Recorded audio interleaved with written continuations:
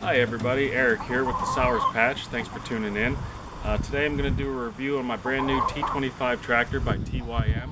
I've had it for a couple months now. I'm almost at the 50-hour mark, so I'll be doing the 50-hour service for you on here too, on another video. A couple things I wanted to point out to you guys that I really liked about this tractor. They changed the lines on here for the loader. When you take the loader off completely, the lines stay with it instead of with the tractor. So they changed that. That's a really nice feature. One of the other things that I wanted to point out to you guys, for the longest time I wasn't sure what this one knob did under the seat here. So there's like 4 knobs. There's the one that adjusts the seat in and out. There's the one that adjusts the air. So depending on how big of a person you are, if you need more air in your seat, then you adjust that. There's a knob that knob controls how slow your back implement goes down. So for my tractor, I have the tiller on here, so I don't want that coming down real fast. So I have it adjusted so it just comes down nice and easy. And then there's another little knob on there. It doesn't have anything marked on it. It's only about that big. And like I said, I didn't know what it was for there for a while. And I started messing around with it the other day, and it will literally move the whole seat up and down. Not a whole lot, but just a little bit. But it moves the whole seat up and down. Not just the front, it's the whole thing, the back and everything.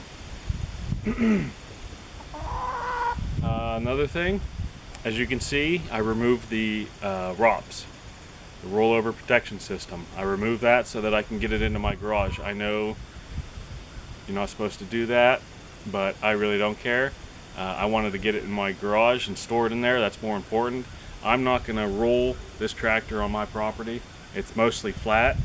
I would say about 3/4 of my property is flat, and then down here behind the tractor, it's just a slight grade down to the woods. So I'm really not worried about rolling my tractor. So I did take that off.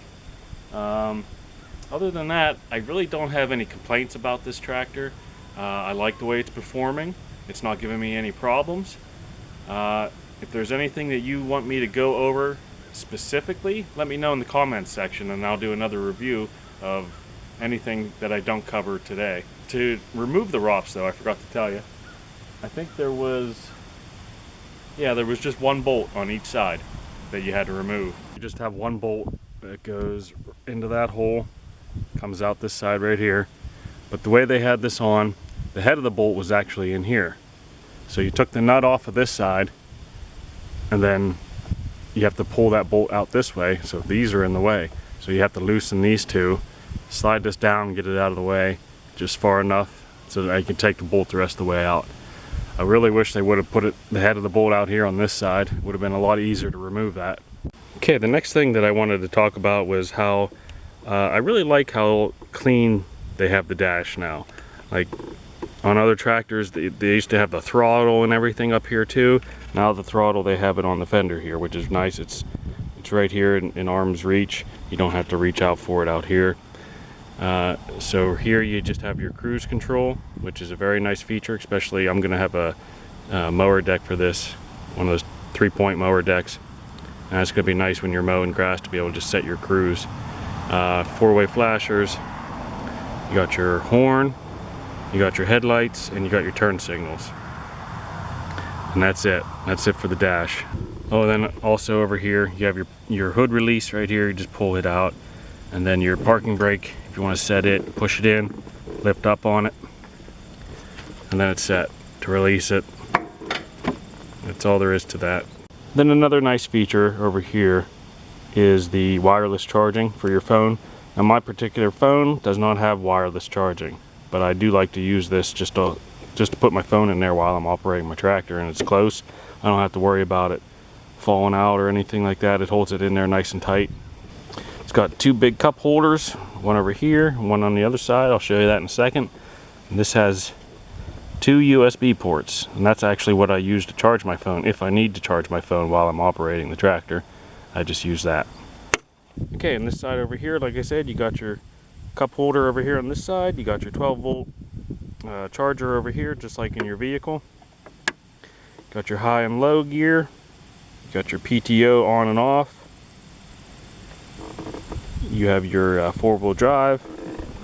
And then this is your switch for engaging your rear PTO shaft. So to make this work, you have to make sure that your throttle is down, low, engage your PTO, and then with your throttle low, you can turn it on. You just push down, turn it, and that engages it. Then you can increase your throttle to the working RPMs. And when you're done, throttle down, push the button down, shuts that shaft off. Everything quits spinning. You don't have to take this out right away if you don't want to. If you plan on using it again, just leave it in the on position. But any time that you are using the loader or any implements on the back that require, you know, if it's going to have a load on it, like the tiller, for example, you're going to be digging into the dirt. The loader, you're going to be picking heavy stuff up. You have to make sure that your 4-wheel drive is engaged. Make sure that you are in low gear. Always be in low gear. You don't ever want to do anything like that in high gear. You're going to bog it out, possibly even stall it. So basically high gear is only for just traveling around from point A to point B.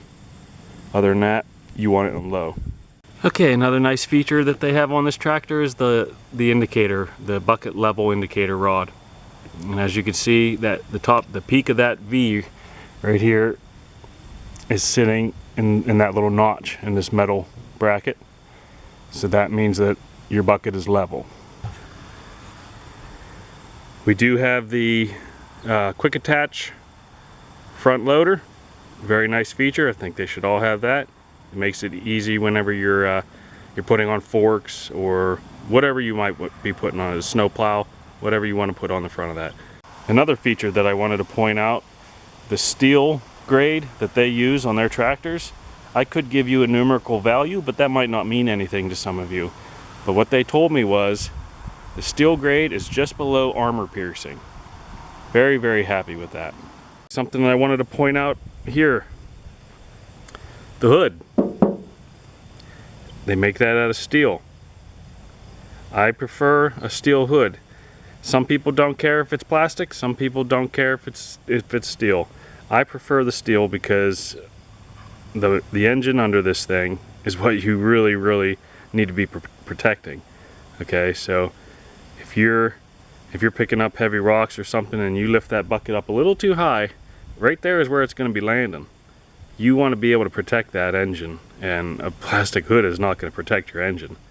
The engine in this thing is a Yanmar 24.7 horsepower. They call it a 25. You got 18.3 in the rear.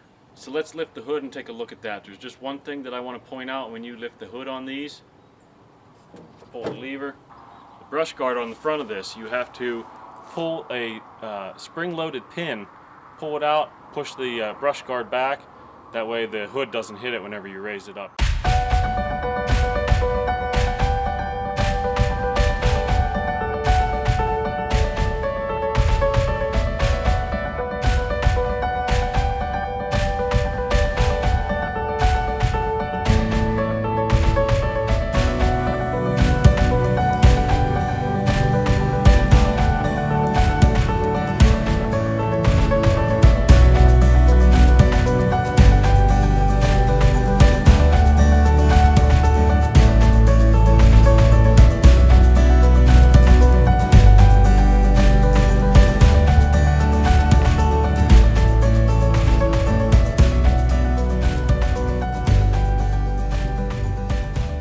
So in case you haven't noticed, I'm trying to give you the quick version of the review because I've actually tried to shoot this review so many times now, and I keep getting distracted with, I'll give you an example.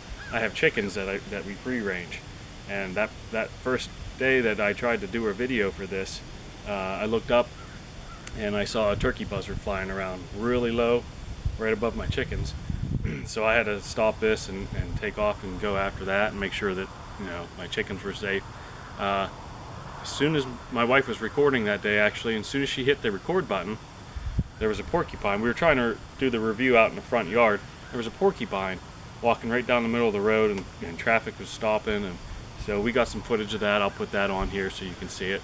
And another time on that same attempt to do that video, I'm in the process of talking and my kid comes out the front door and he's yelling, "Mom!" And then we got a little excitement with that. It was a pretty hectic day. So I was dealing with all those distractions, and the wind that day was really bad. And then I actually tried to shoot this video maybe one or two other times, I think, and the wind was just so bad I couldn't even use the footage. So we finally got a decent day. I mean, it's a little sunny, but that's better than it being super windy. Like I said, if there's any questions that you guys have, please feel free to ask. I will gladly go over this whole tractor from front to back for you guys. But I do highly recommend TYM tractors. I absolutely love this tractor. It's the first tractor I ever owned. I did a lot of research, like I'm sure most of you guys are doing. There's a lot of features that they upgraded with this model, and that's why I decided to go with it.